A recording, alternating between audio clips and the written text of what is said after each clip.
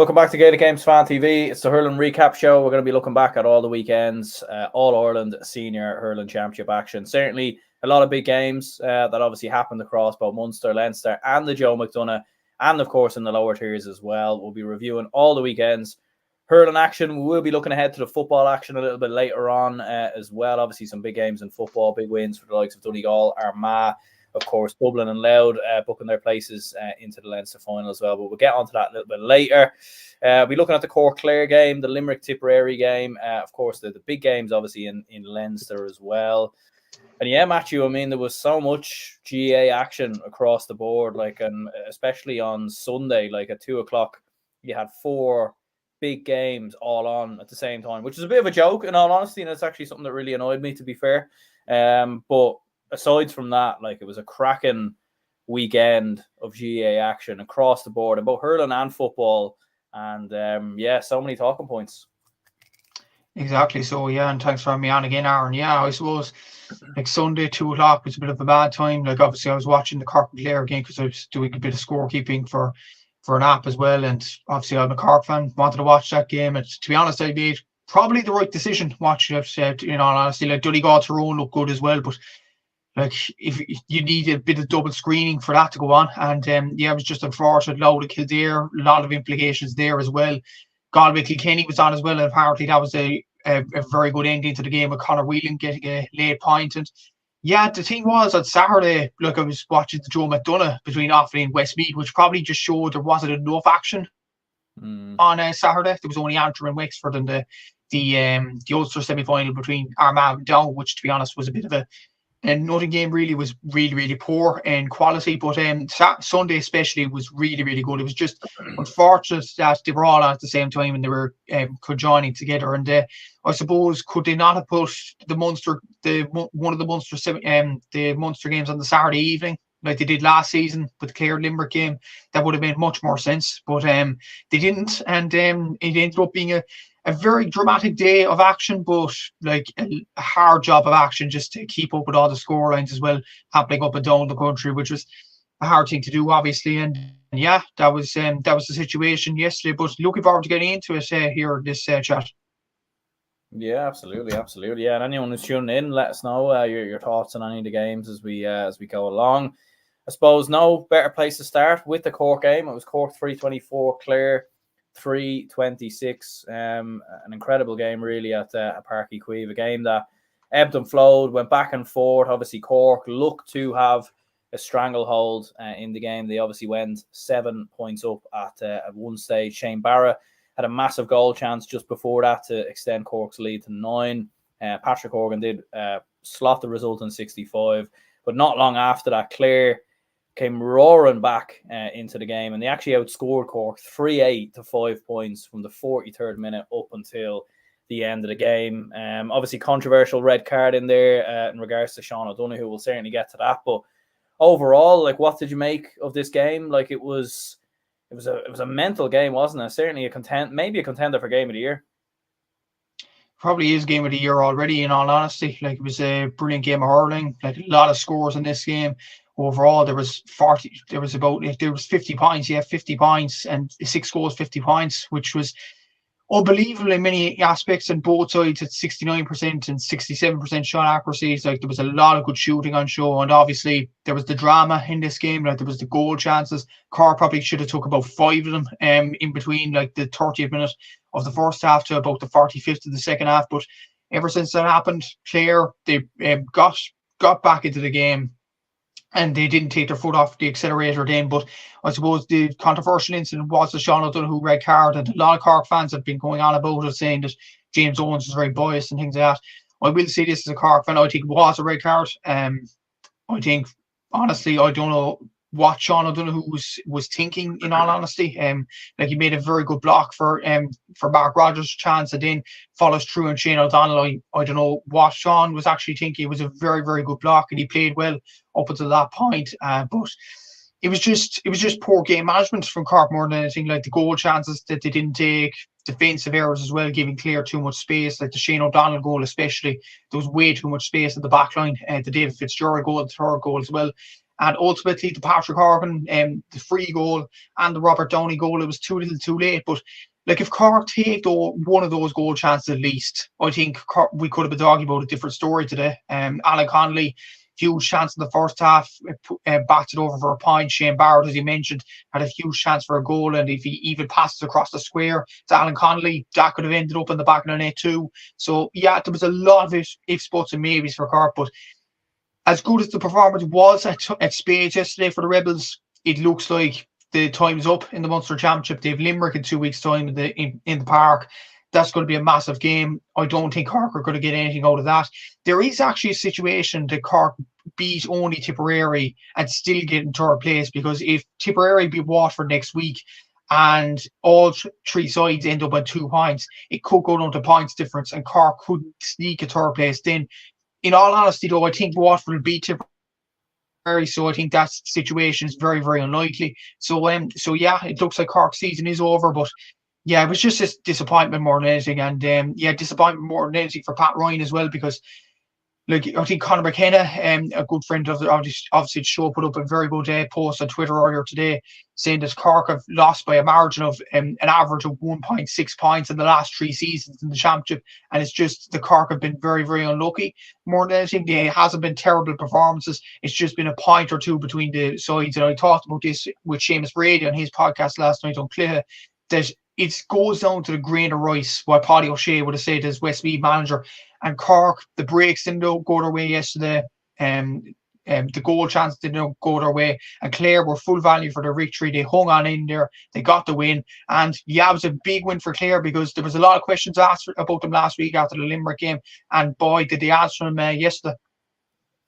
Yeah, we'll run through some comments here. Fail here says here, it wasn't a controversial red card. It was an incredible, silly thing to do. We'll get back to that a little bit later on. Gavin says, do you think it might help the footballers get support if the hurlers get knocked out again? I mean, we saw that last year. I mean, it probably does, but at the same time, you don't want to see the hurlers go out, I'd imagine. A2 says Cork lost the game rather than Clare winning it, and wouldn't back Tipp to be Carlow at the moment. Absolute rabble. Yeah, look, it was a very bad performance from Tipperary. We'll certainly get onto that, but yeah, the goal chances, I think, for Cork is the big one, though, isn't it? Like, that's really probably where you lost the game, because in the first half, multiple goal chances. Like, fair enough, Eibhear Quilligan made a few very, very good saves. But you had so many goal chances, and really, like, you were, I suppose, 7 points up. And as you said, Shane Barrett has that chance, which was the real turning point. But even before that, like, I felt like Clare were there for the taking. Like, Clare looked very, very vulnerable, and it almost looked as if Clare had carried in that big defeat against Limerick. That's what it looked like anyway. And there was a chance there for Cork to really put the nail in the coffin and probably go 10, 12 points up. And I suppose they just didn't take it. Yeah, and in that time period, I suppose, at the end of the first half, the start of the second half, there was a load of goal chances. And yeah, if you don't take your goal chances, you will get punished. And they only took one of them, the Patrick Horgan lob, which, by the way, was an excellent finish by Hoggy himself. But like, I think the one that would haunt Cork the most is the one with Shane Barrett at the start of the second half. Like, all he has to do is either shoot into the bottom corner, and Shane Barrett did very well in the last game against Waterford and did well in spades in this game, and he's an exciting player. Obviously has a lot to learn, obviously. Like, he could have, obviously, number one, put it in the bottom corner, number two, square to Alan Connolly, and boy, Alan Connolly would put it in the back of the net. I know he had a goal chance in the first half, but in the end, he still got something out of it. He got a point. That was a one that got away as well. The Darragh Fitzgibbon one, the Hoggy one, where he made something out of nothing in the first half. Like, I counted 3 at the end of the first half. Then there was 2 at the start of the second half. So that was 5 goal chances, and I only take 20% of those. Ultimately, it just isn't good enough in Munster hurling. And the breaks, the grain of rice, it just in Clare's way, unfortunately, from a Cork point of view. When Clare got their purple patch and when they got their goal chances, they took 3 goals, and that is the difference between the two sides. And yeah, it's just like Clare are a different level to Cork at this present moment in time. Both sides played to their utmost best yesterday, and Clare won the game, and that was the be all and end all about it. The shooting accuracy wasn't bad from a Cork point of view. It was really, really good, actually, 67%. But And the turnovers as well, I think, was they actually had more turnovers than Clare. They had better, with Clare, better puckouts, to be fair to them, but better turnovers. They had good shooting accuracy, Cork. It was just them goal chances and the red card which swung the game. And, those are the breaks that will go your way in the end. But I think, honestly, and I've said this before and I'll say it again, Aaron, the game against Waterford last week, I think, as far as I'm concerned, that was the nail in the coffin for Cork, because they had to win that game. I think Clare, Limerick are at a higher level than Cork at this present moment of time. You have to beat Tipperary and Waterford if you want to get out of Munster. And Cork didn't do that. They didn't even get a draw in Walsh Park, and they performed very poorly in doing that as well. So ultimately, it's going to be an uphill battle for Cork now in the next 2 weeks, and they only have themselves to blame after the loss against Waterford. But this game against Clare, the goal chances, they will haunt Cork for the rest of the campaign, no doubt about it. Yeah, like, and you mentioned, I suppose, Conor McKenna, who was obviously saying like the margin of defeats over the last year or so, and even like last year, like he finished with a better score difference in the end than Tipperary. Yeah, Tipperary were the ones who obviously progressed, and like it was very, very small margins. And obviously so far this year, like 2 point defeat to Clare, 3 point defeat to Waterford. Is it maybe in the melting pot, maybe where Cork struggle a little bit? Like I feel like the great teams really, when the pressure is really on, going down the home stretch, and we saw Limerick obviously do this on countless occasions. We're seeing Clare do it more and more. Tipperary in, I suppose, past years would have been very good at this. Is that maybe where Cork need to improve, is just keeping their cool, keeping their heads a little bit going down the home stretch? Because, like, fair enough, like it was kind of a bit of a strange one with this game. They were down to 14 men. They actually made a good game of it. Like, they actually scored 2 goals. And to be fair, in the Waterford game, they got a goal as well. But maybe going back to games last year, and maybe in certain moments in this game as well, you feel like they maybe just don't keep their heads and don't keep their cool in big moments.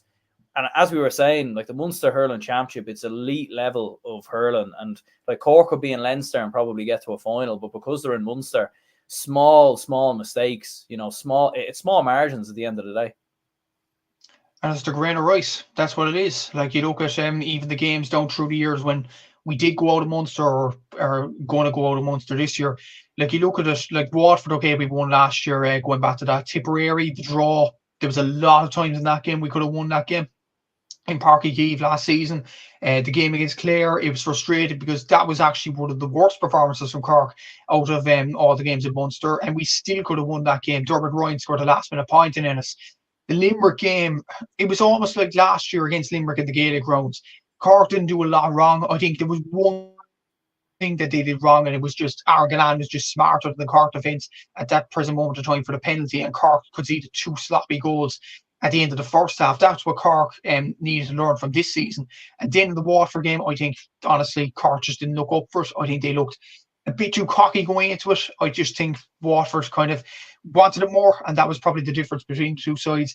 This game against Clare, and this epitomised this, and it was against Limerick, the same thing with the Gaelic grounds. It was the small margins. And the thing is for Cork, and it seems like this is the case, like Cork have to perform to their utmost every game to get out of Munster, and that's always going to be the same for every other county. Like Limerick is the same, no doubt about it. Even though Limerick had one of their worst ever performances last week against Clare and still came out on top in that game. But like, Munster's a bear pit, and there's no doubt about it. Like, Waterford could turn it on just like that. Tipperary, I know they've been bad at this present moment of time, but even forwards like Jake Morris and Mark Keogh and all them, Jason Ford, could turn it on just like that. Limerick, obviously, we know what they're capable of. Clare as well. Like, when you look at Clare 2 seasons ago, like, a lot of people would have said to them they'd be an easy win, but then they beat Tipperary, they beat Cork, and then they gain a bit of confidence and then get to the Munster final. And then even look at last week, like against Limerick, they look to be cruising in that game, and then they take one eye off the ball and Limerick come back into the game despite Limerick performing badly. So, like, it's just a fact in Munster, you always have to be clued in, and that's just the nature of it. When you look at the Leinster Championship, you don't necessarily have to be clued in. Like, you look at a prime example this weekend with Dublin and Carlow. Like, Dublin took their eye off the ball in the first half, particularly in that Carlow game. I know we'll get onto it in more depth later on, but like, it was just a case that Carlow deserved probably to win that game, but Dublin just stuck on in there and won it. But if that was Dublin performing in Munster, like if Limerick, let's say Limerick took the place of Carlow, Limerick would have hammered Dublin. Clare would have hammered Dublin. Cork would have hammered Dublin. But because of Leinster being not so much of a cutthroat nature. Dublin could get away with it. Wexford could get away with it probably in the next few weeks coming up against Galway. I wouldn't be surprised if Wexford win next week. I know I'm a bit sidetracked now, but you get my point that in Munster, it is every game is a bear pit moment. In Leinster, like you could get away with mistakes. So you look at Kilkenny and Galway, they could basically play a second team and come out easy. But for Cork, it's just the cutthroat nature of it. They have to perform to their utmost ability every single game. I don't think Pat Ryan's team are capable of doing that at his present moment in time. But you have to take into consideration as well, Aaron, that these Cork players are very, very young. Like these under-20 players, like Ethan Toomey, that was one of his first championship starts yesterday against Clare. He's still a young player from the Bars. You have Brian Hayes is a good young player there. Shane Barrett is a young player and will learn. Ger Millerick's a young player. Like Patrick Collins himself is new enough to this goalkeeping role. Like only was first choice Cork goalkeeper since 2021. So this is fourth year really in the number one jersey. So there is a lot of young players in this Cork team, and a lot of inexperienced players other than the three lads, Leanne, Harney and Patrick Horgan.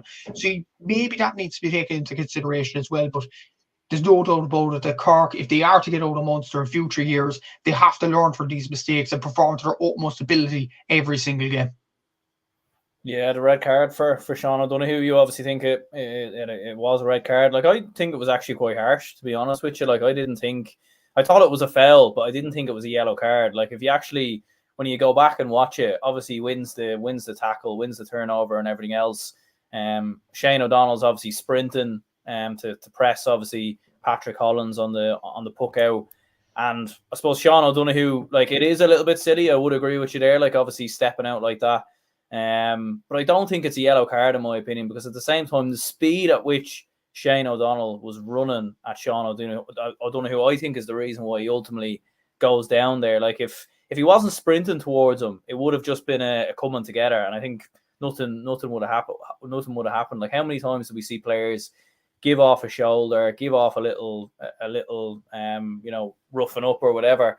And they aren't always yellow cards. So I did think it was a little bit harsh, to be honest with you. Now, to be honest, I don't think it would have changed the outcome of the game, because I think Clare had asserted their dominance after that. And even when you look at it, Cork still managed to play quite well with 14 men and ended up getting 2 goals and everything else. I still fancy Clare would have done enough to get over the line. But yeah, I did find the red card a little bit harsh, in all honesty. I think a foul, fair enough, yes. But second yellow, I didn't think it was a yellow, to be honest.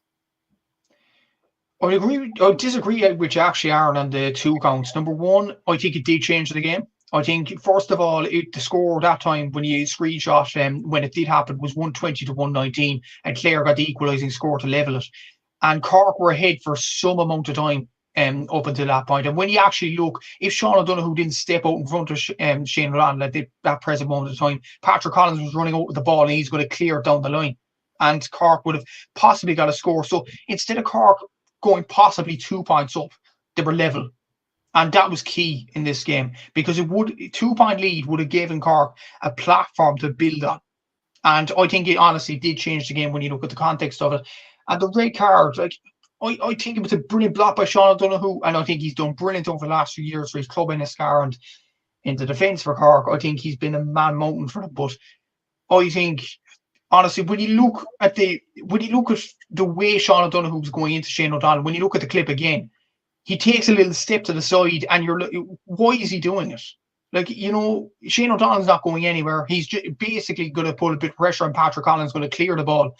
So Sean O'Donoghue doesn't really need to step out front, because what Patrick Collins is going to do is clear it down the line. So it's in my opinion, it was something that Sean, I think, knows himself. It was a pretty bad move. At the same time, look, I don't know about anybody else, but I actually didn't see his first yellow in the first half. So I actually don't know what was the rubrics behind the yellow card. I do think that instance that got him the red was a yellow. But personally, I didn't see his yellow card in the first half. I think Tim O'Mahony got a yellow card in the first half. I'm not sure that O'Donoghue. I'll obviously have to watch GA go again. I don't think. I'm not sure, obviously, and I don't know what foul there was in the first half. But in terms of a second yellow, I think the referee made the right decision. I think it was a second yellow card. I think it was avoidable as well. Like, all Sean O'Donoghue has to do there while Patrick Collins is going up the line is step back. That's all he has to do.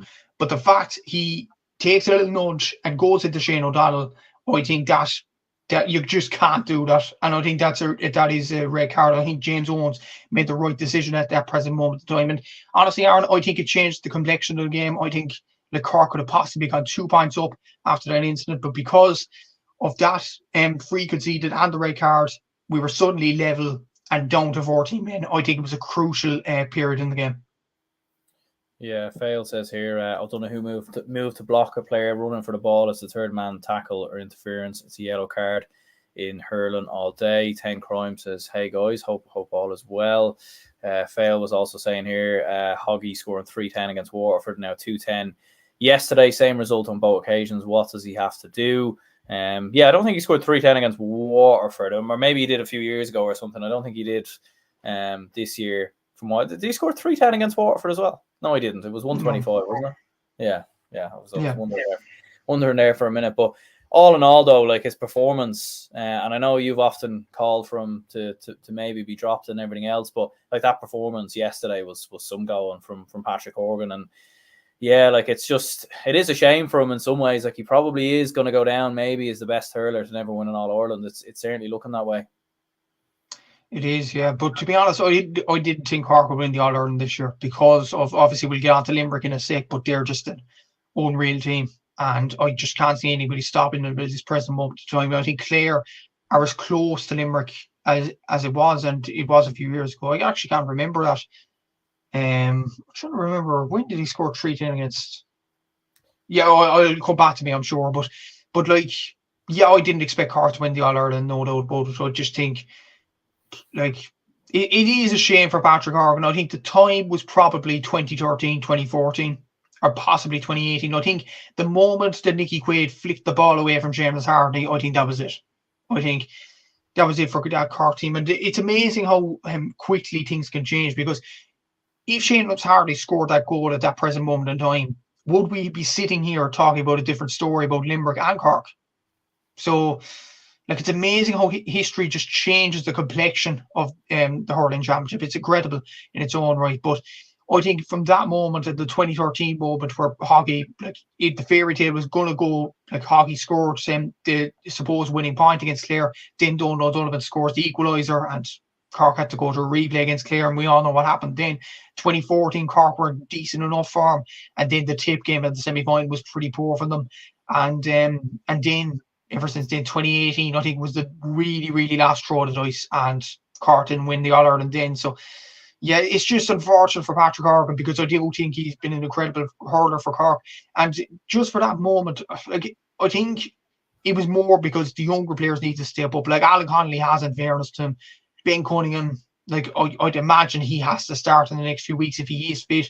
Shane Barrett as well. Declan Dalton actually did very well, to be fair to him, yesterday, scoring 4 points. So the youngsters are stepping up, and they're gradually coming into the team as well. Toomey, to be fair to him, in midfield, had an excellent performance as well. Kieran Joyce did very well at centre back. So I do think the youngsters are coming up through the ranks and coming to fruition now. It's just unfortunate Patrick Horgan is just in a different year to them, and he's not playing in the same team as them.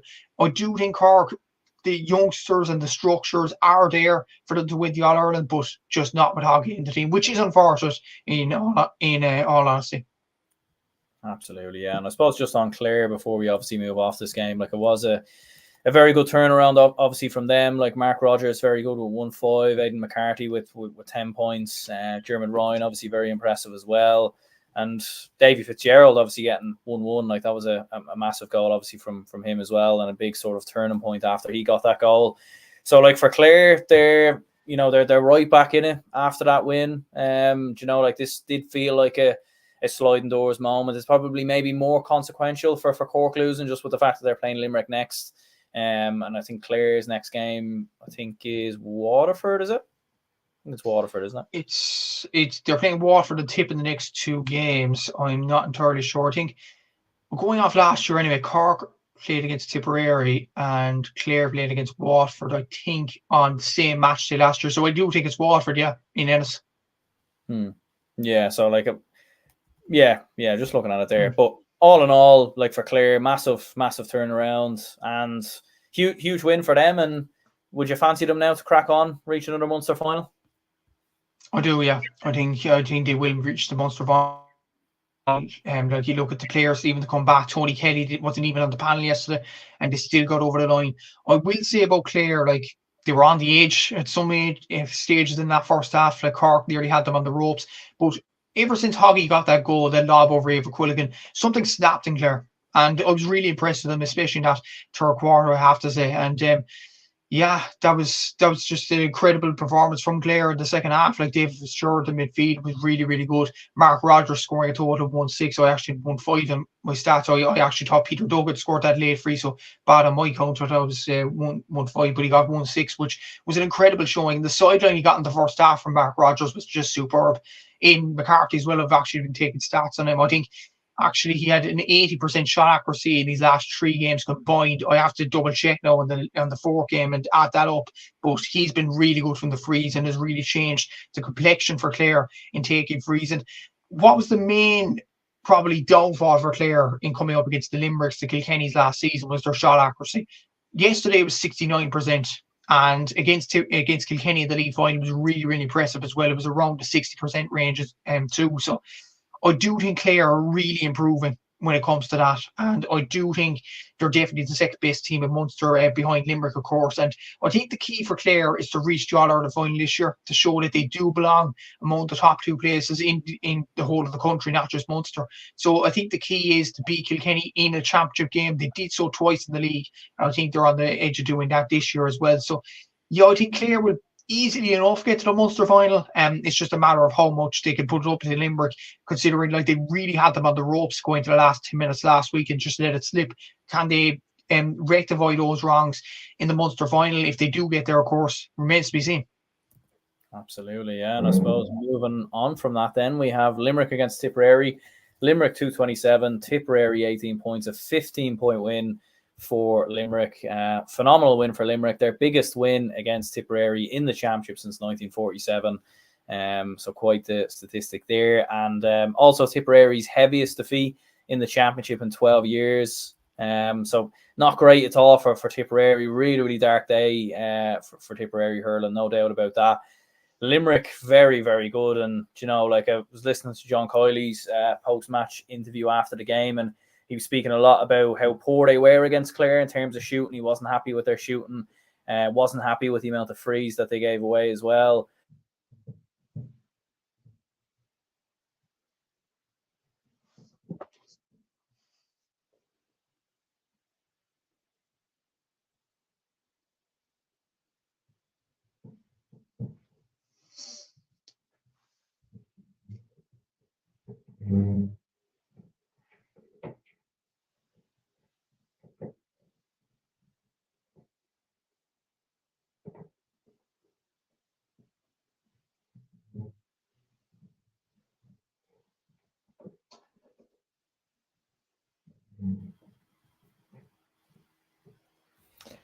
Apologies there. I think I was asking you about how good Limerick were against Tipperary.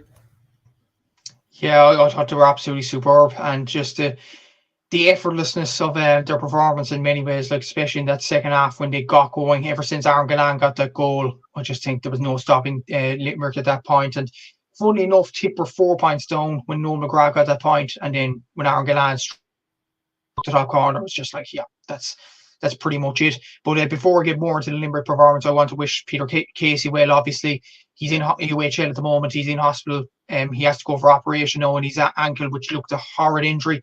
And hopefully we will. That wasn't the last we've seen Peter Casey this year. It looks like it is, to be honest with you. And it's just unfortunate because he had an ACL injury a few seasons back. And now to get that broken ankle is just horrific. And hopefully Peter does get well soon. And the goal he took, the second goal, I know obviously got the injury, the hard injury because of that, but brilliant goal, brilliant, well taken. He scored 1-2 on the day and deserved the man of the match award as well from RT. Declan Hannon accepting it on his behalf as well, which was great to see. But in terms of the performance from Limerick, was really, really good. And yeah, exactly. But yeah, I think like John Coyley, you mentioned with shooting accuracy there against Clare wasn't really good enough.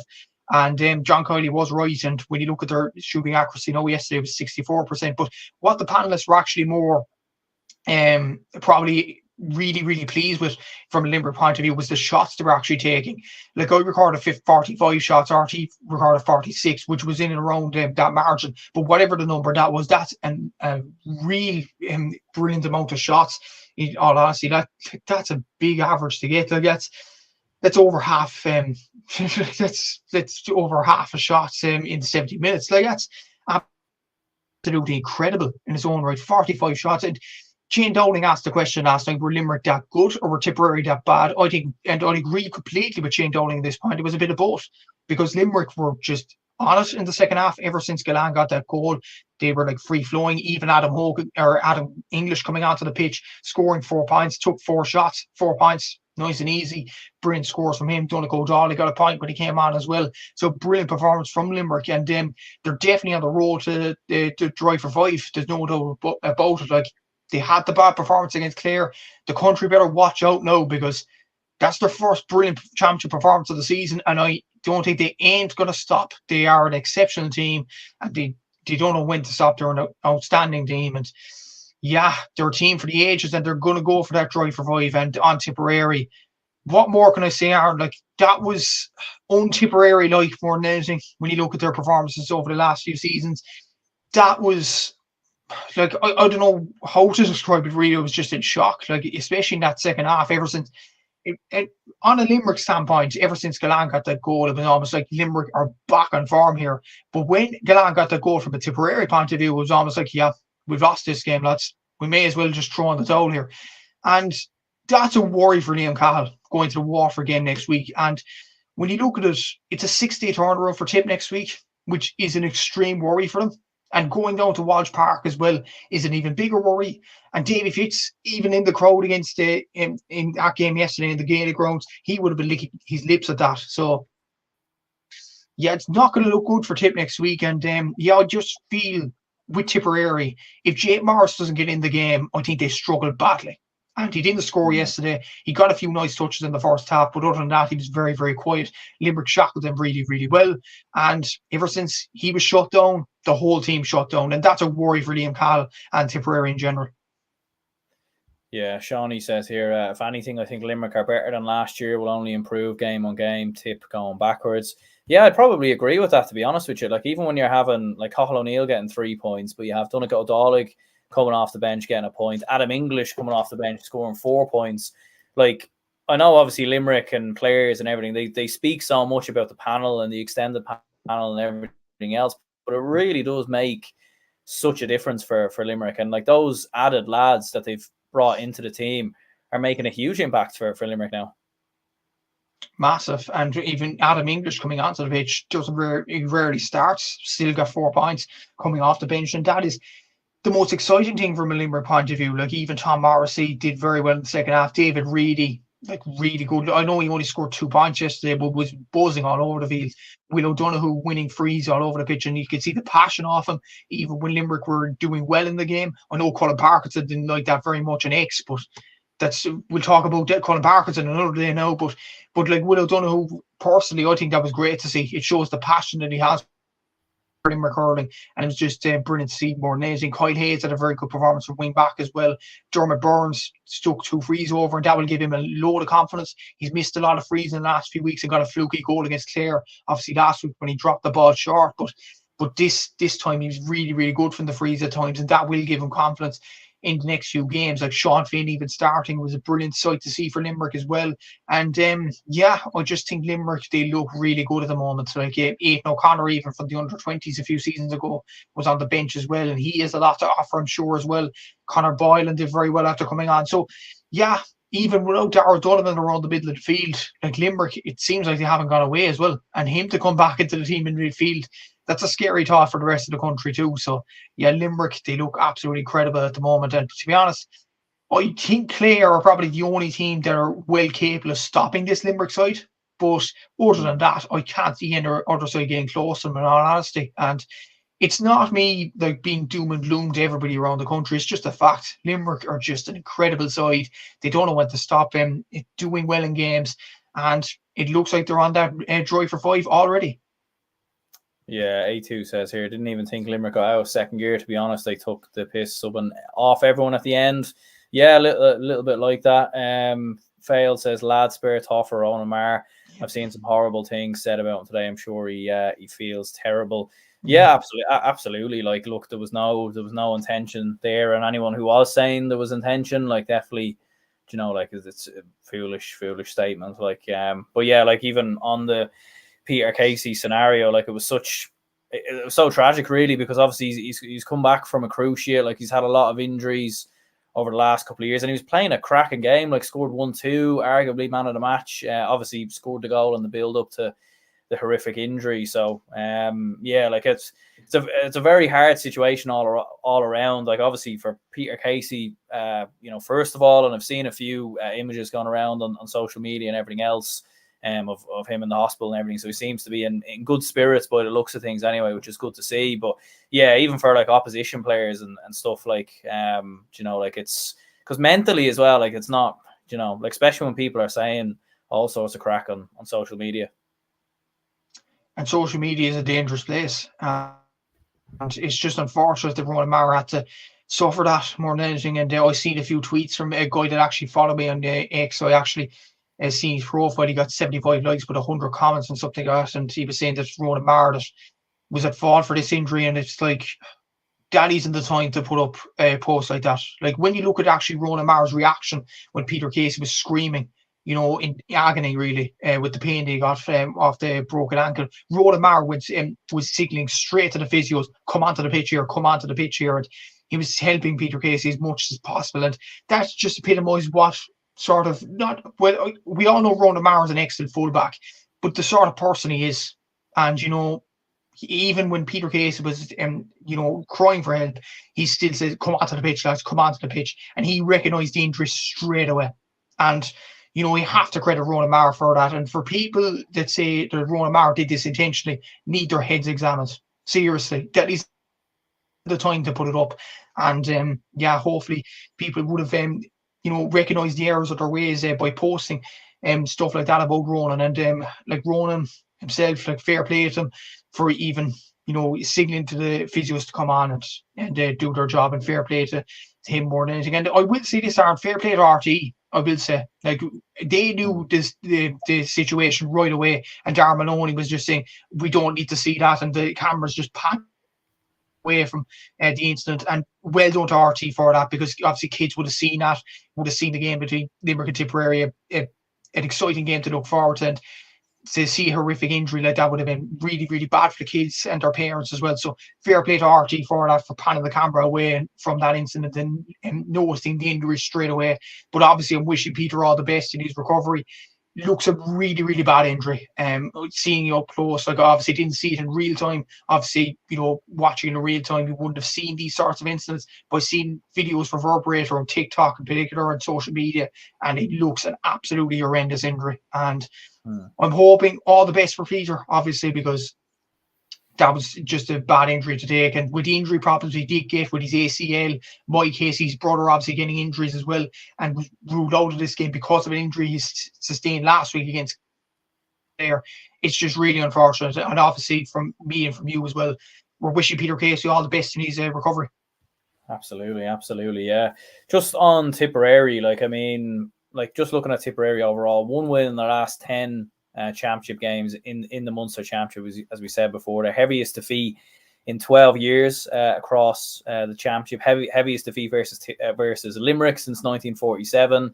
Like, and Tipperary they've really been in the doldrums really the last couple of years. I know they've had a bit of underage success. They've obviously brought through a few players here and there, but, like, are we looking at maybe one of the worst Tipperary teams of our lifetimes, like, when you think about it? Because Tipperary throughout the 2000s were always there. They were always there throughout the 2010s. Even when they had a bad year, you always felt like they could come back the next year and make a real stab of it. And 2019 was the perfect example, where things had gone quite bad in 2018. Liam Sheedy comes in and they win the All-Ireland. Now, obviously, the team was a little bit different back then. But, like, because you just feel like for Tipperary, like, after last season, what happened under Liam Cahill, where they made a small margin of progress, but not that much. Obviously, under Bonner, the season previous, where things really sort of went from bad to worse. And you're just looking at it and thinking Tipperary are, like, it's very hard to know where they're at, in all honesty, because to lose to Limerick is one thing, but to lose by 15 points like that it's an absolute hammering, you know.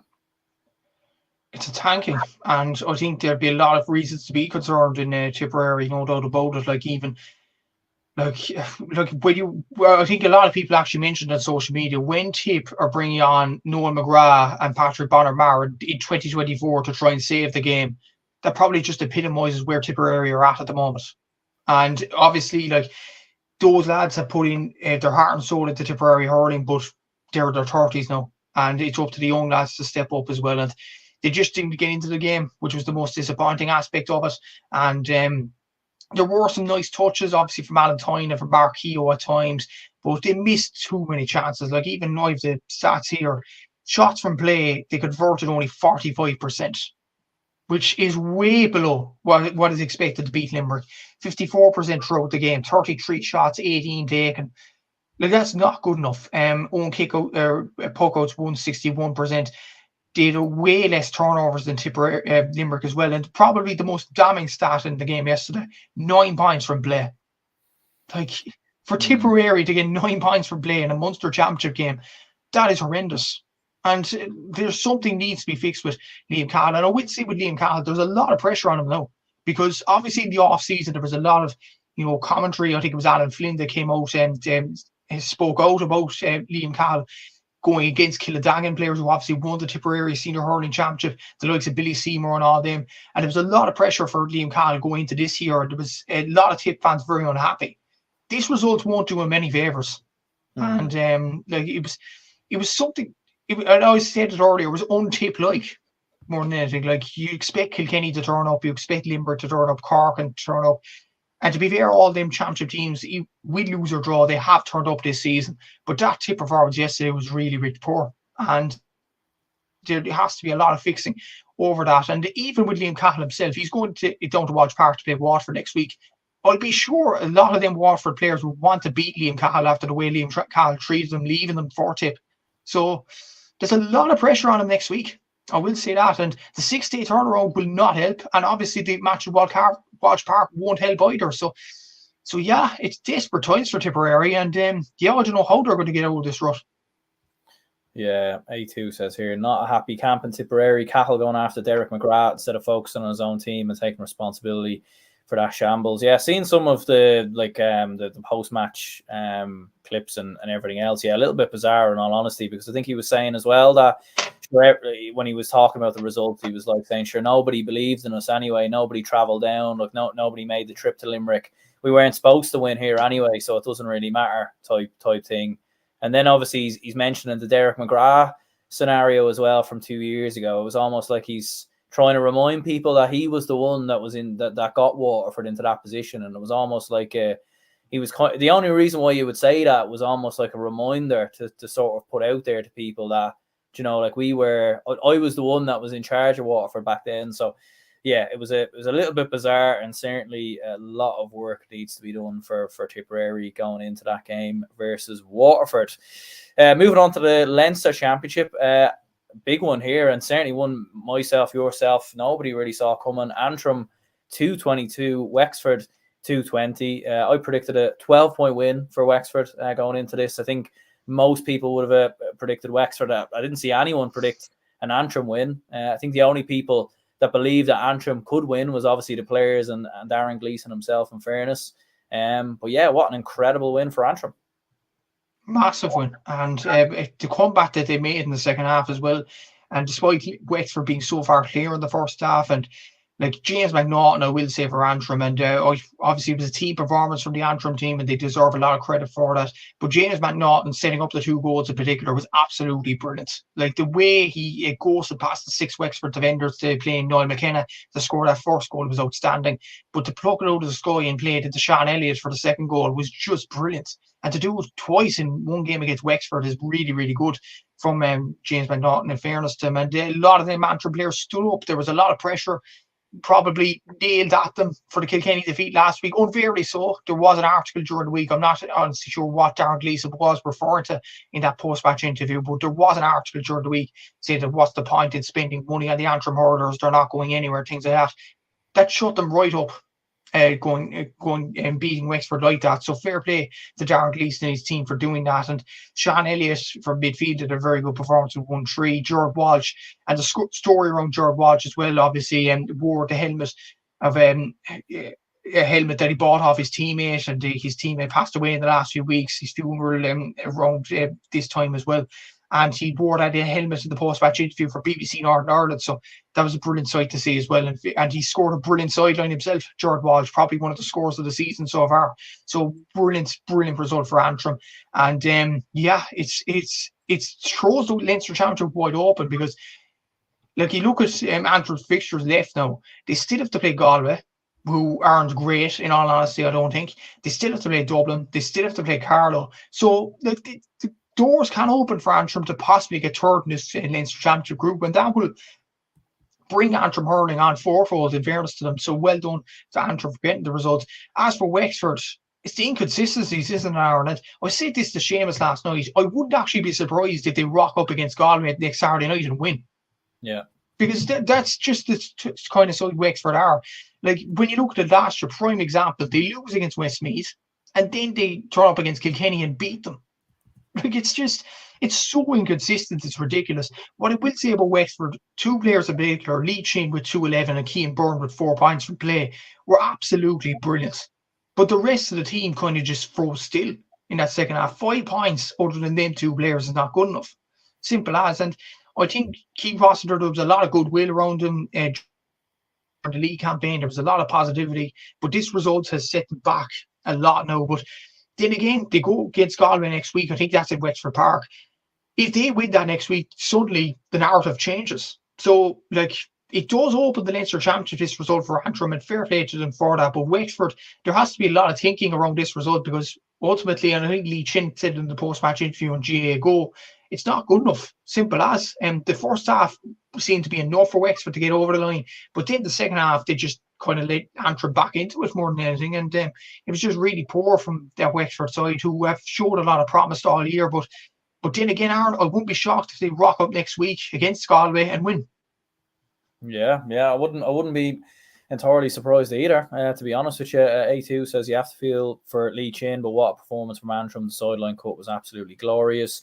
Lads, did you see Big Sambo McNaughton on our game this morning? The lad was bouncing. Haven't had a chance to listen to that yet, but definitely, yeah, I'd say he was in top form. In fairness, and why would you not be? Like I did some stats actually on Wexford so from when they last won the Leinster title in 2019, they've played 14 games in Leinster since then. They've won 5, they've lost 7, and they've drawn 2. So like it just hasn't been good for Wexford. And bizarrely enough, 2 of those wins were against Kilkenny, who have gone on to win the Leinster Championship in every year since that 2019 Leinster Championship success for Wexford. So yeah, like it's a little bit bizarre. And like, yeah, I wouldn't be surprised if they beat Galway either. Like, they are that type of team that can raise it, because like they do have great players. Like when you look at their starting 15, and you were to put their starting 15 next to Antrim, or you were next to Dublin's, you'd probably say Wexford are a better team, but it's just not translating. It isn't, no. And you look at Lee Chin, Cian Byrne, Conor McDonald, Rory O'Connor, like all of them are much better than the Antrim players. Like, it's just like, what on earth is going wrong? It's not like a capitulation for Wexford, because they'll turn up against Kilkenny or Galway and win. Like, it's a matter, I think, when they come up against these smaller teams, that they think to themselves, okay, we've done enough in this game. We may as well lax off, lads. We might as well bring on the youngsters and things like that and take it easy in this game, and maybe treat it as a training session. When in reality, Wexford should actually go for the team's throat. Because if they go for the team's throat, possibly, they have a chance of winning the game. And even when you look at the Dublin game last week, Wexford should have won that game. And even to concede them 2 goals to Keane O'Sullivan and to Danny Sutcliffe late on, like, that wasn't really good enough from a defensive point of view. And Keith Rossiter said that before the match on GA Go to Patrick Mulcahy earlier, that they didn't want to repeat the same mistakes that they did against Dublin in allowing a side back into the game. They just did that in the second half against Antrim. So there'll be a lot of soul searching, I'd imagine, this week. There'll be a lot of players speaking out ahead of the Galway game, and it's a tough situation they're in now, because they're in a situation now where they have to beat Carlow, no doubt about it, And they have to get results against one of Galway or Kilkenny to stay in the All-Ireland series and not repeat the same mistakes as last season. So, like, it seemed like Wexford were turning a corner in the league, but this result now might have set them a huge bit back. But I think it's just the fact that, and Seamus Brady, I will credit this, the host of Montclair, obviously, made a very good point on this last night. He said compare Wexford to Dublin. Wexford are usually a 7 out of 10 team. Dublin are 6 out of them. Dublin would provide a 6 out of 10 performance in every single game, and that would be enough to beat the Carlows, the Westmeads, the Antrims, and just to get hammered by Galway and Kilkenny. Whereas Wexford, they could produce a 9 out of 10 performance against Galway and Kilkenny, and that'll be enough probably to get over the line if Kilkenny or Galway have an off day. But they could produce a 4 out of 10 or a 3 out of 10 performance against Antrim, Carlow, or Westmeath.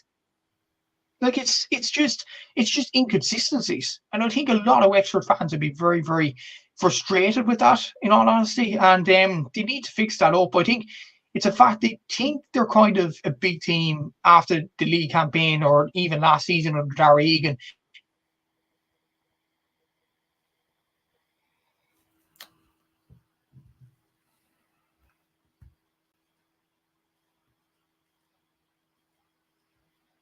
But like, as I was saying, like, against Clare in the quarterfinals 2 years ago, they should have won that game. But then they lose to Westmeath last season, and they draw to Westmeath in that season where they should have beat Clare. So it's just like the inconsistencies need to stop in Wexford's games more than anything. And yet something that Keith Rossiter needs to fix. And it was the one thing that Keith Rossiter was there to fix that Darragh Egan made mistakes from. But it seems like those kind of errors are still in Wexford's game. And that's a worry from Wexford point of view. Yeah, no, it definitely is. It definitely is a lot to ponder, most definitely from a Wexford point of view. And even like looking at their final quarter, like as you were saying, they conceded 2-4 going down the home stretch against Antrim. They conceded 2-5 going down the home stretch against Dublin. So it really is something that you feel that Wexford need to look at. You think back to Westmeath last year as well, when they obviously capitulated late on in that game as well. So certainly a lot to work on for Wexford. We'll discuss the Dublin game first of all, because it was Carlow 22 points, Dublin 124, and we will obviously get on to Galway and Kilkenny. But the reason why I wanted to mention this game first up is because Carlow gave Dublin a real good game here. And to be honest, after seeing Antrim beat Wexford, as a Dublin fan, I was very nervous looking at this. I was thinking, like, because before it was like, I was thinking, let's try and better Wexford's win versus Antrim. I was like, that's the goal, that's the objective, so we can keep the score difference and everything else. But after Antrim beating Wexford, for me, it was just like, just get the win, just get the job done. And for large parts, Carlow were the better side here. Like, they were 6 points up at one stage, 4 points up at half-time. Fergal Whiteley's goal, for anyone who obviously seen it on the Sunday game, you can clearly see he's going for the point and it just lobs in, and it's just one of them lucky goals that can sometimes happen. So, like, Dublin got over the line, but Antrim might fancy their chances against Dublin, because let's not forget, last year they actually drew in the round robin as well. The thing is, though, and what would suit Dublin, the game's on in Parnell Park. So that could be to Dublin's advantage, no doubt about it. But in fairness, like Carlow, that's 2 weeks in a row they produced a very good performance against both Galway and Dublin. They end up with nothing, though, and it's just so unfortunate for them. Like, Marty Cavan had a very good performance in this. John Nolan, Conor Kehoe all scored more than 1 point in this, and they look to be motoring well, especially in that first half as well. But as you mentioned, the Fergal Whiteley goal, like, it's a lucky, it's a bit of luck, no doubt about it. And I think Fergal will admit that himself as well. Donald Burke had a good performance at 9 points. Conor Burke, Dara Gray, Danny Sutcliffe, Owen O'Donnell scored 2 points from the back line as well. So, like, it's a situation that Dublin performed badly, but they still went out and won the game. And that was unlike Wexford.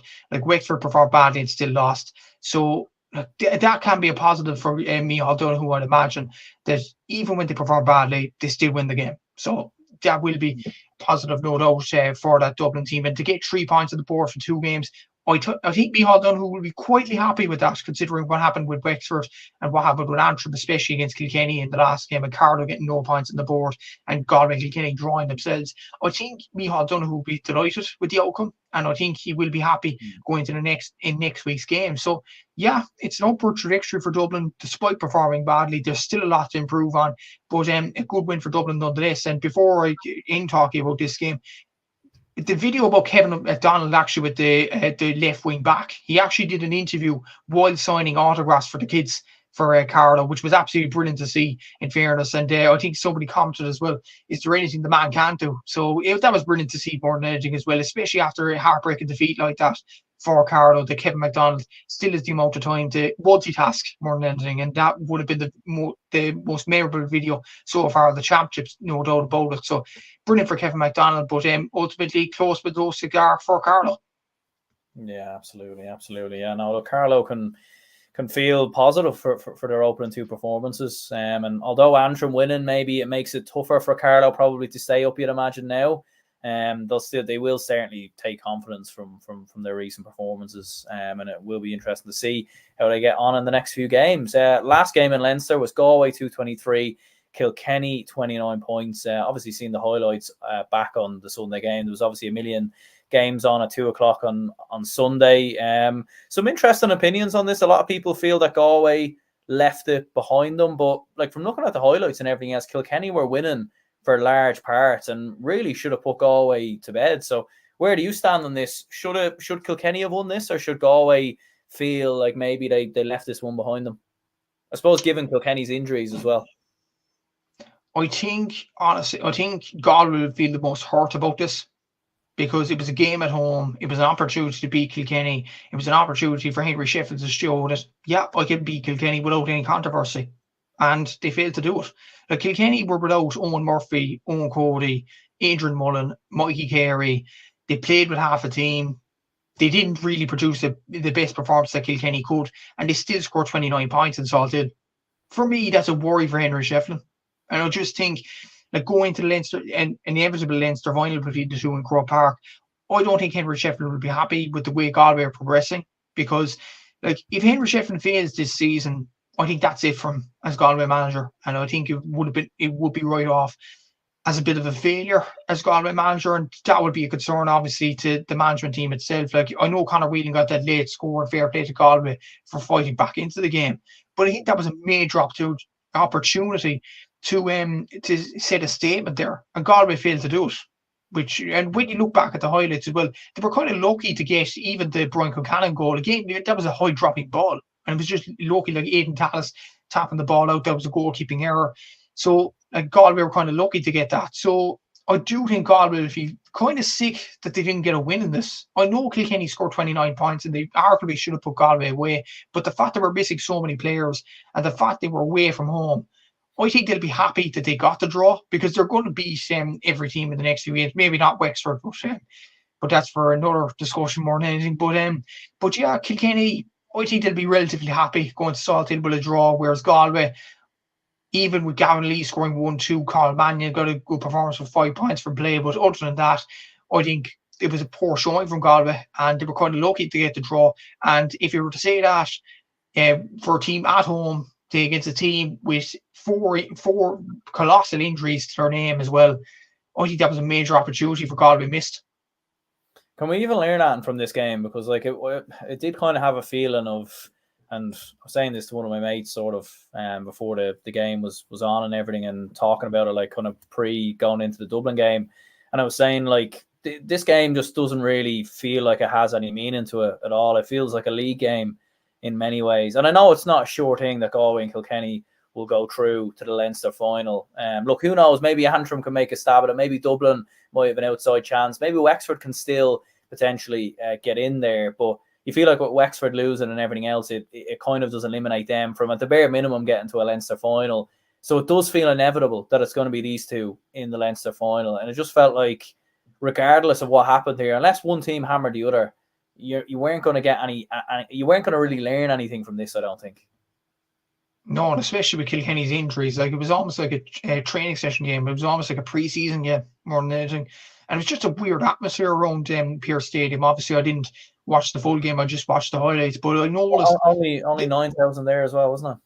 that was it. That was the big thing I noticed on the Sunday game highlights. I noticed the amount of empty seats there and the amount of emptiness in the terraces, and it was just like, this is a championship game. So like, I don't know, that probably paints a bad light for the Leinster Championship more than anything. That Kilkenny and Galway fans know themselves that they most likely will get to the Leinster final, and this is treated as some sort of a league game or Born Cup game more than anything, and it's just disappointing more than anything that there isn't much competition being put in the way of Galway and Kilkenny. But yeah, it was just almost felt like a nothing game more than anything. I know Carl Manning got 5 points, Gavin League got 1-2.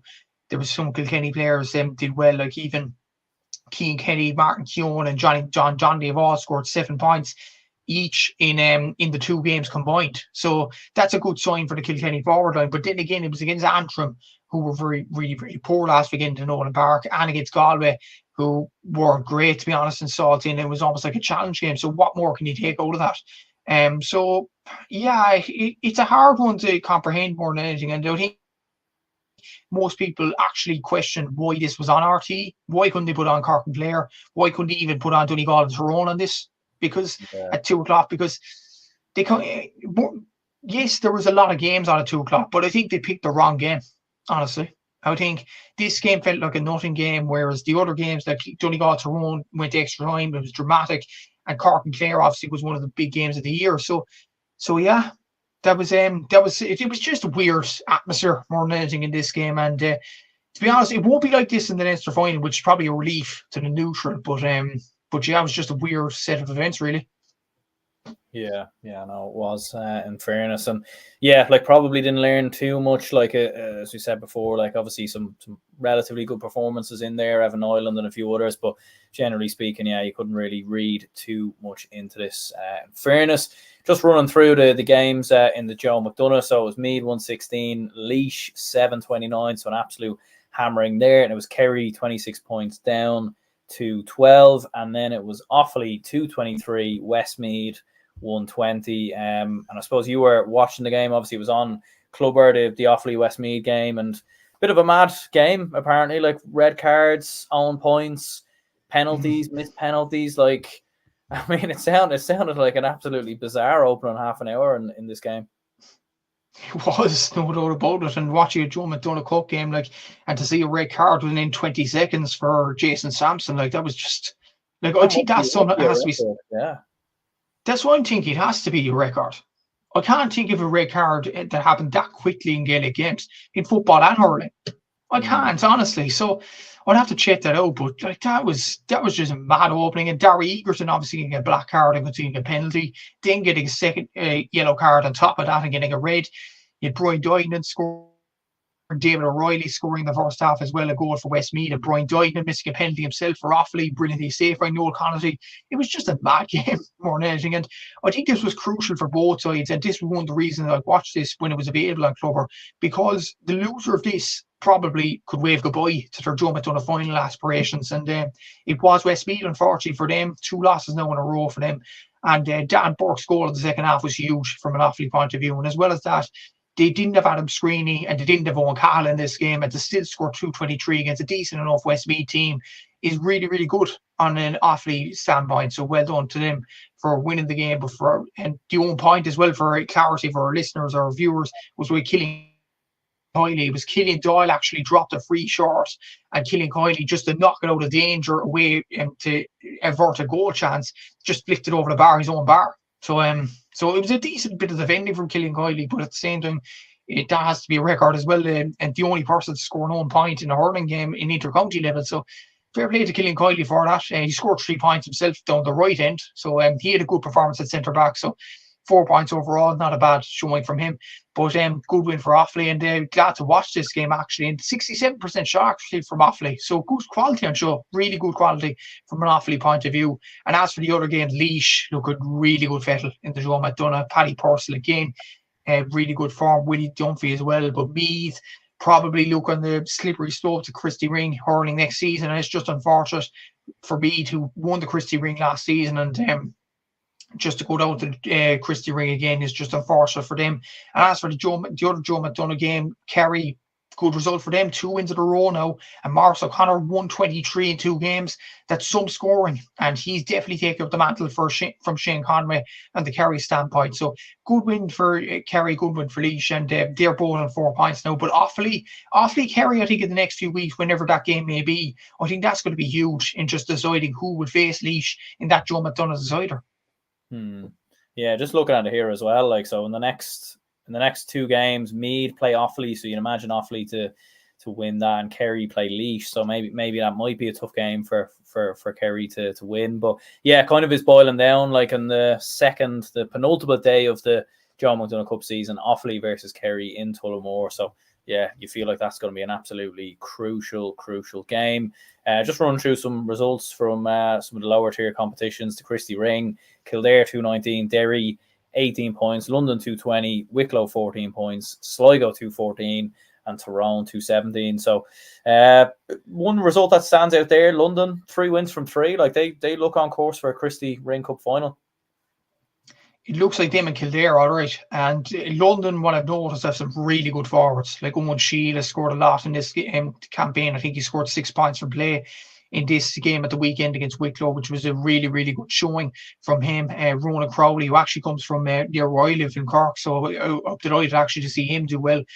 Jack Gould, Kerry, really good player as well.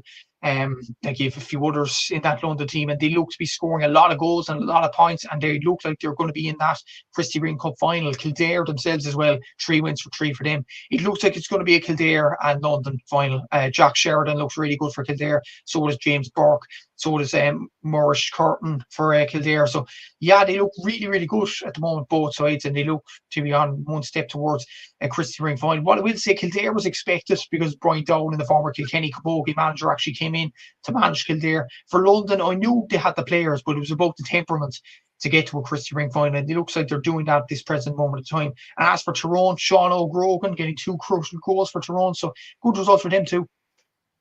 Absolutely, yeah. And just looking at the Nicky Rackard, it was Louth 17 points, Mayo 322, Donegal 427, Monaghan 15 points, Armagh 20 points, Roscommon 21 points, and then in the Laurie Mar games, then it was Longford 322, Leitrim 39, Lancashire 21 points, Cavan 225, Warwickshire 8 points, and Fermanagh 327.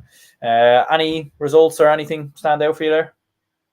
Probably the Fermanagh results. I knew they had good players, but like 327 to score in one game of hurling is absolutely incredible, more than anything. And yeah, Dana McKeough scored 1-9 or 1-7. It was Dana McKeough, and there was another Fermanagh player that really caught my eye as well. Luca McCusker only scored 2 points in this game. So they do show that they have other players than Luca McCusker to step up to the mantelpiece and do really, really well from a Fermanagh point of view. So that's great to see. I'm just seeing who got the other. Sean Corrigan got 1-7, so good performance from him in particular. Alex O'Boyle scored 12 points for Armagh, but still lost the game, which it's almost like Lee Chin, isn't it? He produced a very good performance just for nothing. Unfortunately, from an Armagh point of view, losing by a point to Roscommon. Donegal look really, really good at this present moment of time, hammering Monaghan at the weekend.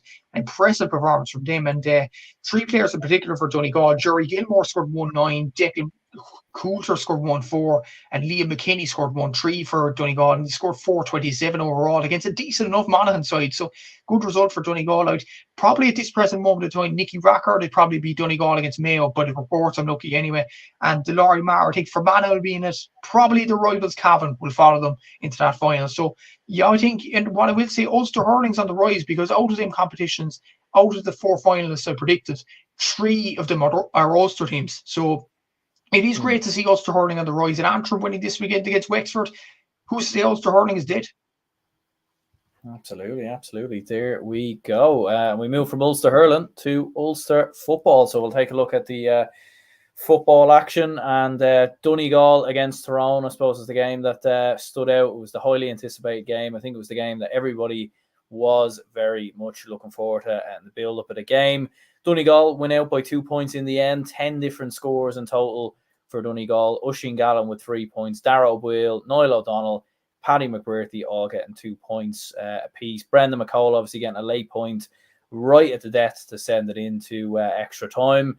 Great win for Donegal, but look, I mean, myself and yourself, we've been fairly critical of Tyrone this year at the best of times. But they probably do deserve a lot of credit here, because like they really did give a real game out of this. I thought they set up very well. They set up very much to mirror Donegal. I think Brian Dooher was very dog-wide to Donegal's tactics, especially after what they done versus Derry. And Noel Morgan, like what more can you say? Like he was absolutely brilliant. 3 points from him. So Donegal get over the line. It'll be a big win for them, because it's a different kind of win to the Derry win, which I think Jim McGuinness will be very happy about.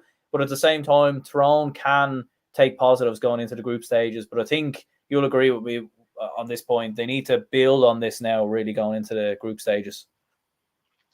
What I will say, and I will credit Tyrone now at this podcast, so it's almost like the sky is coming in. But Tyrone had a very good performance, I will say. Like, in fairness, there was times that Donegal looked under pressure.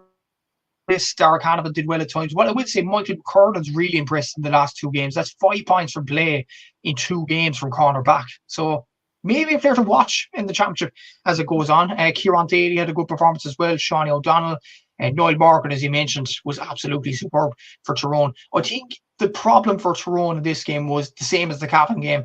They couldn't close it out. I think they were 4 points or 3 points in front going down the home stretch in this, but Donegal still pegged them back into it without Donegal playing too well in the game. So that must be a concern for Brian Dooher and Fergal Logan, without a doubt. And I think he and Mackie mixed it in the Sunday game last night, and he made a good point on this. That Tyrone need to. This isn't a Tyrone team that you be familiar with. I know they have a lot of young players and they have a lot to learn in regards to closing out games, but a Tyrone team wouldn't go 4 or 5 points up and not win the game afterwards, or draw the game and get to extra time.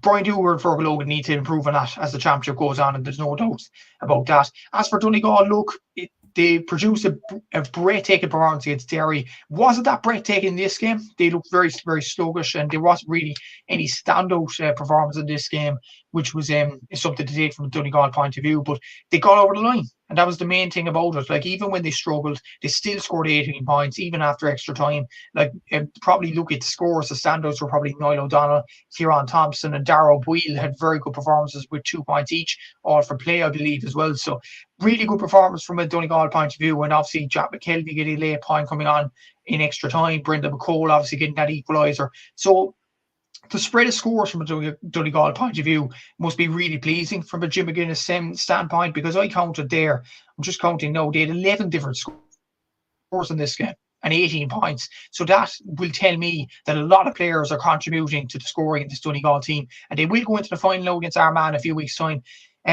going along very, very confidently. And they haven't lost a game across league and championship. They only lost the 1 game in the McKenna Cup against Derry earlier on the season. But to be unbeaten in competitive competitions as of now in 2024 must be a positive for Jim McGuinness going into the Ulster final. And they'll be happy with the results, not so much with the performance. There's still a lot to improve on from a Donegal point of view. But as for Tyrone, better performances, but they still need to close out games more when they are in the ascendancy.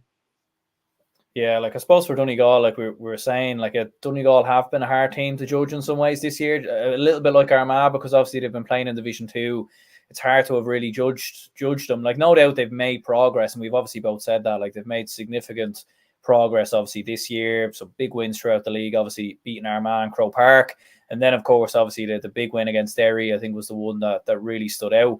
But as you said, in a game where they had to be patient, they had to wait for the right moment. Obviously, a chaotic last couple of minutes of the game. They nearly get a goal. It obviously falls to Brendan McCole. But I think Jim McGuinness will be very happy about that at the same time, that Donegal, like it's, as you said, performance-wise, I don't necessarily think they played poorly or anything. I just think Tyrone played very well, and Donegal have to be very patient. And let's not forget as well that, look, Donegal do have experienced lads in there, but they do also have a lot of young players in there who haven't been in this situation too often in recent years. So the fact they were able to dig it out and get the win, I think that's something that could really stand to them against Armagh, because I can't see that game against Armagh being very similar, to be honest with you.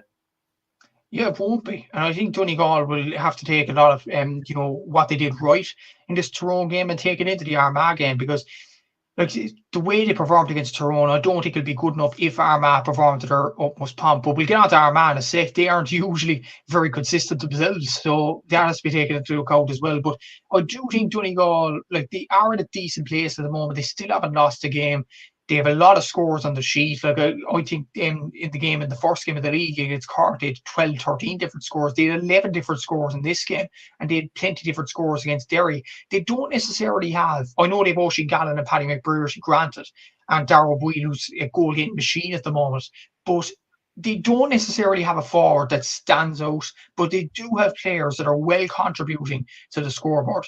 And if Oisin Gallen and Paddy McBrearty can produce an outstanding performance one day, and the other players do what they usually do and chip in with a score or two, Donegal will be hard to stop this year. I do think so. I think they're a very, very good team. They might not win the All-Ireland this season, but I do think there's a lot of progress being made with Jim McGuinness' side. And I do think, like, even to come out with a result like that and not perform very well, it has to be a positive for them. And I do think Donegal are going to the Ulster final on a very positive standpoint at this present moment in time, and going to the All-Ireland series in a lot more positive vein than they did last season. Like, last season, they were very, very poor under Paddy Carr initially. They were very, very poor going into the group stages of the All-Ireland series, but they turned it around eventually, I guess, later on in the season. But when you look at this season, there's a bit of more consistency with their performances under consistency, certainly the results under Jim McGuinness. Like, when you look at all their games across league and championship, they only failed to win one. Coincidentally, that was against Armagh in the league, and I'm sure they want to rectify that and beat Armagh once again after they did so in the league final. So I do think Donegal are in a good position at this present moment of time, and we'll see the fruition of that once it comes to the Ulster final.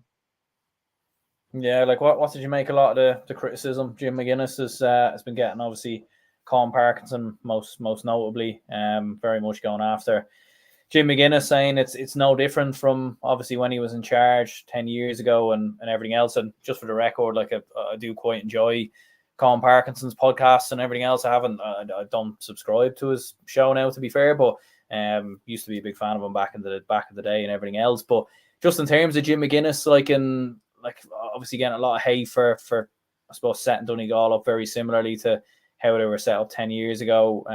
There definitely are similarities there, but I think it was more so down to this game as such, rather than the overall year. But what have you made of the McGuinness backlash? But certainly a bit of backlash in the last day or so since this win.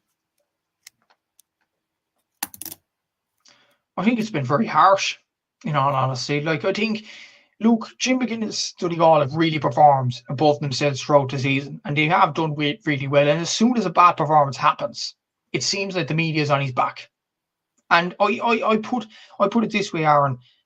There was a Donegal journalist, I'm not sure of his name now off the top of my head, but there was a Donegal journalist that helped Kevin Cassidy write his book, and they said bad things about Jim McGuinness, and he hasn't been allowed into media spaces. And a lot of stick has gone towards Jim McGuinness for that, which was wrong in fairness, and he has to probably just talk to that journalist and explain his wrongdoings. But in terms of the wider media, if they're going to criticise Donegal and Jim McGuinness's tactics and things like that, why do you think Jim McGuinness doesn't want to talk to the media after games?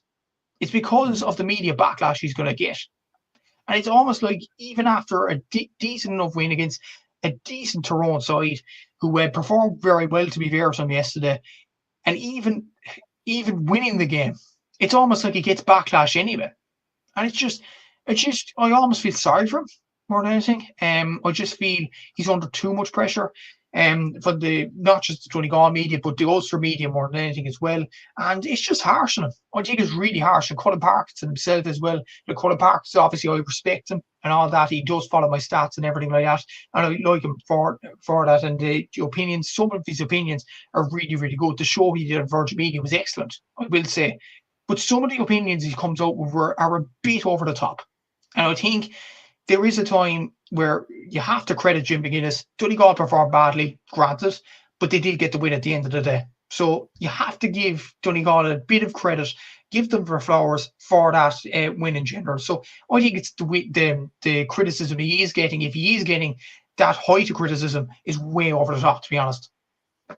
Yeah, no, absolutely. Like, and to be fair, like I don't think it's no different to so many teams up and down the country. Like Down set up the exact same way against Armagh. Tyrone set up very similarly to how Donegal have. We saw Derry do that very similarly over the last couple of seasons as well. Obviously, different teams have different variations. Some teams press at certain points, but I don't think Donegal, based off of that one performance, I think you can label them the exact same as how it was 10 years ago, in my opinion, anyway. But there we go. The other game in Ulster, Down 2-6, Armagh 13 points. Yeah, I mean, look, in all honesty, it was a bit of a brutal game, really. Like, it was a point apiece after 20 minutes. You were kind of wondering, did any team really want to win this game? Wasn't particularly impressed with Armagh, in all honesty. I know they got over the line, and a lot of people are obviously giving them praise for getting over the line with Jason Duffy's last minute point, but at the same time with Armagh, like it's the same old with Armagh, in my opinion. Like they seem to only play in this game when they went behind or when they needed to score. When they went in front, they would keep the ball for large parts, they would overplay the ball, they would run into tackles, and they would just allow Down to get themselves back into the game. And then Down would get themselves a goal, go back in front, and Armagh would respond with a flurry of points. Like even towards the end of the first half, Down obviously get that goal right towards the end of half time. Armagh, I think, kicked 3 points in quick succession between the end of the first half and the start of the second half. So like when Armagh attack teams, when they go after teams, they're a very good side. But you just feel like they don't do it enough. And it must be very frustrating, I think, as an Armagh fan.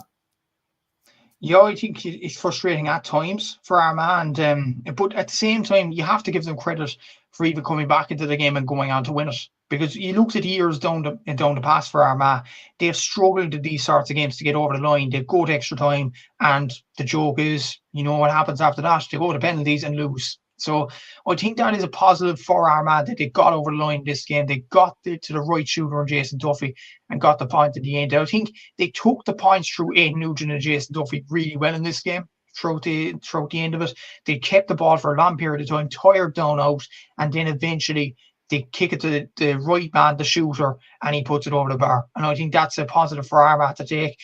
From a Down point of view, I think Down, I know people will say that, and you yourself are saying Armagh did very badly. I think Down deserve a lot of credit because what they thought, you know, what it is with Down, they taught themselves and they taught everybody else mindset on this. They don't have the talent to deal with Armagh, so we're going to sit back and we're going to let Armagh just come towards us.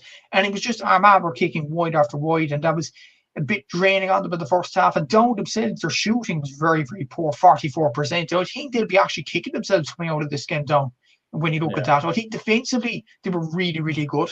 They were really compact. Even look at the game on GA Go. But when you look at the stats, 18 shots, 8 taken. And that just proves it that they left it behind them in this game. They only scored 2-4 from play. Actually, weird enough, from play, their shooting accuracy was 60%. From frees, it was 25%. So that just epitomised they were really, really bad on the place balls. When Armagh conceded a free, they weren't able to take that opportunity. And in fairness to Down, they took some very nice scores. Like Ryan Johnson scored in the second half, was a peach. Danny McGill's was as well. And they took some very nice scores in the goals as well. Caelan Doherty's goal right on the stroke of half time was really, really good. Really good counter-attack from a Down point of view. And they could count themselves unlucky in this game. But to be fair, Armagh, even with performing that badly, they still found a way to win. And their shooting accuracy was decent enough at 65%. So I will say there is a positive for Armagh to take it to the Ulster final, that they can in these tight games. And even when they are performing well, they could get over the line in this game. But before I switch over to you, Aaron, I wanted to get a few people's thoughts on the Jason Duffy point, because I noticed this clip from Twitter from a Down fan, actually, and I saved it and posted it on my Instagram. And I didn't notice it when I watched it on GA Go, but then Andrew Murnan colliding with Caelan Doherty. Is that a third man tackle? And could that be, number one, and the crucial question, of free out? And number two, possibly a black card? Yeah, like, I mean, but that's the thing. Like, if O'Donoghue's is a yellow card for Cork, then this one has to be a yellow card. And that is the inconsistencies, in fairness. Like, like this one, yeah, it was a blatant foul, and it's kind of surprising, really. It hasn't really been picked up. Like Peter Canavan alluded to it a little bit at full time, or sorry, on the Sunday game a little bit last night. But generally speaking, nobody really has touched on it or discussed it or anything like that. Like, I think the argument maybe is that Caelan Doherty wasn't going to get to Jason Duffy and the ball, you know, had gone. But if Caelan Doherty had got closer to him, maybe it might have put Jason Duffy off. Maybe he doesn't go for the point. Maybe he loses the ball. You know what I mean? Like, so it's an interesting one. I do think Down maybe were a little bit unfortunate there, to be fair. What I will say about the Sean O'Donoghue incident as well, I don't think, for instance, and I do think I'd stick to the fact that the Sean O'Donoghue was a second yellow card. And as well as that, I don't think Shane O'Donnell is getting to Patrick Collins. So if you're going to make that argument and you think Sean O'Donoghue is a second yellow and a red card, then you have to say this is a foul. A foul is a foul. I know there is an argument, but that's only arguments. That's if sports and maybes, if he's going to get to the ball or not. But you don't know that for sure. Maybe Jason Duffy, as you said rightly, could have been put under pressure by Caelan Doherty racing in. So I think Down have a point to make about this. I really do. And I think it was a crucial game for Down, obviously, to stay in the Sam Maguire Cup. And ultimately, I feel disappointed for them in particular, because they did prove throughout the whole season that they are a Sam Maguire team. But those sorts of decisions, and the fact that shooting accuracy was down as well, I think will haunt Down. It really will. And the fact they didn't win the Division 3 final, which ultimately, if you won the Division 3 final in the end, it would have got you into Sam Maguire. So all those sorts of things, them small grain of rice stuff again with Paddy O'Shea, I think will come back to bite Down. I think they will win the Tailteann Cup if they take it seriously, and they might get a good year out of it. But I think, honestly, they are a Sam Maguire team, Aaron, and it's just unfortunate that they have missed out Sam Maguire because of these small little incidents. Yeah, no, absolutely. There's no doubt about that. A2 says here, awful shot selection from Down, cost them dearly. Last 10 minutes taken. Hail Mary shots. Donegal will beat Armagh. Yeah, but like maybe that shot obviously from the sideline as well. Like, did they need to go for that? Should they have tried to work it a bit more further in fairness? But yeah, maybe just quickly on that. Like, I know that game's in 2 weeks' time, but Donegal Armagh, who would you back or who would you lean towards at this moment in time? I think Donegal will have him. I think Donegal will win the Ulster final. But what I will say about Armagh, number one, they'll be looking for vengeance because they did lose to Donegal and they drew against Donegal in the league. So they want to just even the pedestal more than anything. And number two as well, they know how to win games after that game against Down. Performing good, bad, whatever, they got over the line. And that was the main thing from an Armagh point of view. And yes, you could argue the Caelan Doherty incident was a foul. But for Armagh to work the clock like that really impressed me going down the home stretch. So they'll take that as a positive going to the Ulster final. I do think it'll be a close game. It will be a nip and tuck game throughout. I do think Donegal are just a slightly better team at this present moment in time.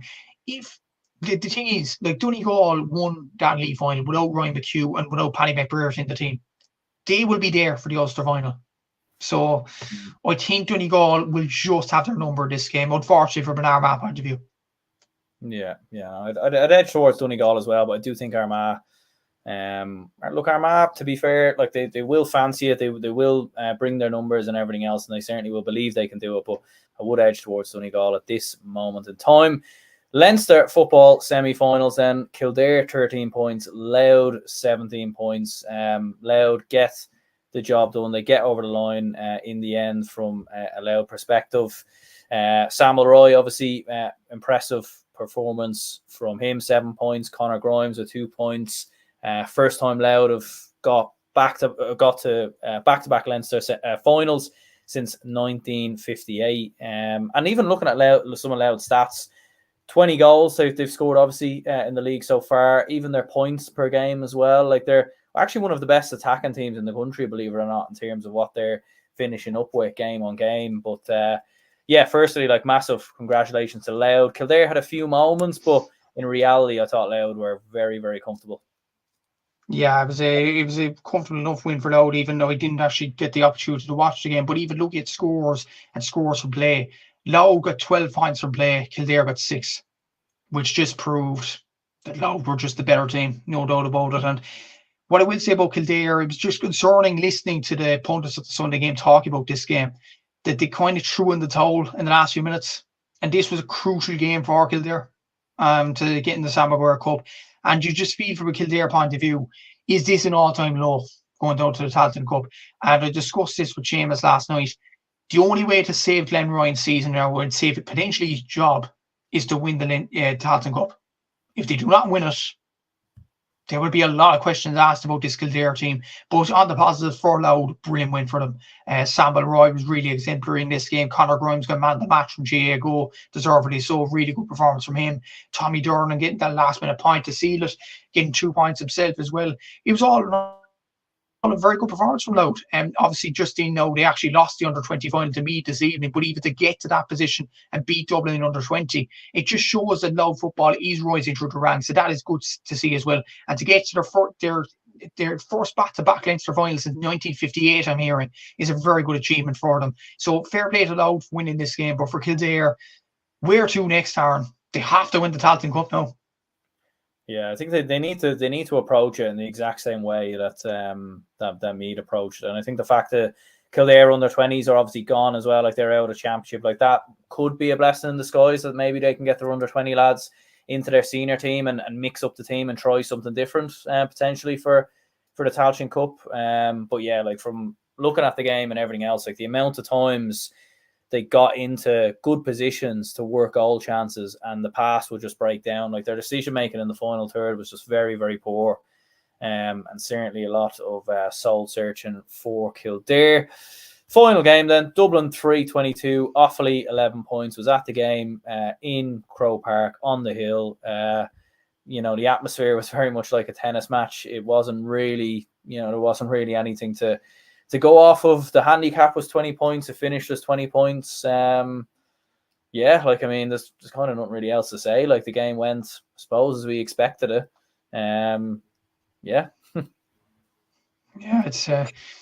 It's almost like, why do you even talk about this game? Like I know I will say from an Offaly point of view, it was a brilliant performance. Even look at the highlights for Keith O'Neill.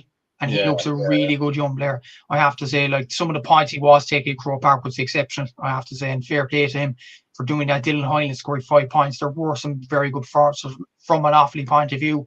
But Seamus was in the media box for this, and he was talking to me about this and talking about some Offaly players, Mick Fitzsimons, James McCarthy, all them going Offaly players, and then the game's over before the ball's even thrown in. And it's almost like it's just apathy at this stage. And even Daniel Hussey, our good friend, obviously put up a post on X about this, about the attendances just dropping. To put into context, the last meeting between Dublin and Offaly in the Leinster Championship, it was a full house, packed out in Croke Park. Yesterday, 21,000. Yeah. And they say the Leinster Championship is as good as ever, don't they? The Leinster Council. It's just, honestly, Aaron, it's just laughable at this stage. It really is. And I think, honestly, the Offaly players just expected to lose when they went out in the field. And it's just so unfortunate, more than anything, that they go into the Tailteann Cup in this sort of form now. And, they go into it with a bit of negativity for them, because that young team and a young manager, to say the least, Declan Kelly, had to experience that. It's just so unfortunate. For Dublin, to be honest, Aaron, and you'll say the same yourself, good performance from Colin Baskill and Cormac Costello and all them, and Noel Scully and Conor O'Callaghan getting the other 2 goals. But in all seriousness, did they actually learn anything? No. Did we learn anything from this game? No, we didn't learn anything from.